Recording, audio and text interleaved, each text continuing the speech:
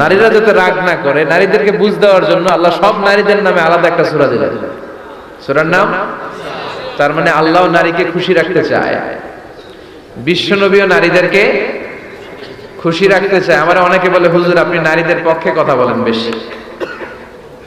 আমি সবার পক্ষেই বলি, যার যেটা অধিকার তাকে সেটা দিতে হবে, ঠিক কিনা?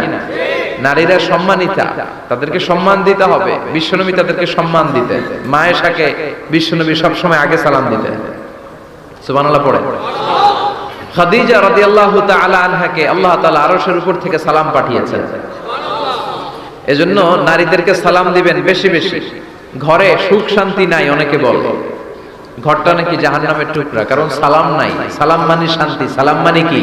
সালাম মানে, চিল্লায় বলেন, জান্নাতীরা যখন জান্নাতে ঢুকবে, ফেরেশতারা জান্নাতীদেরকে কি বলবে?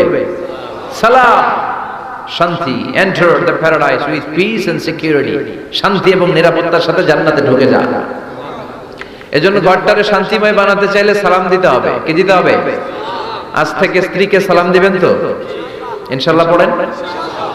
আমার মাইকের আওয়াজ যদি বোনদের কানে যায়, মাদের কানে যায়, আপনাদেরও বলি, আপনারাও আগে আগে সালাম দিবেন। এই দৃশ্য বাচ্চারা দেখলে বাচ্চারাও সালাম শিখবে, ঠিক কিনা? মা খাদিজার ব্যাপারে আল্লাহ বলেছেন, জিব্রাইল তুমি যে খাদিজারে আমার পক্ষ থেকে সালাম দিয়ে দাও, আর খাদিজারে বলে দাও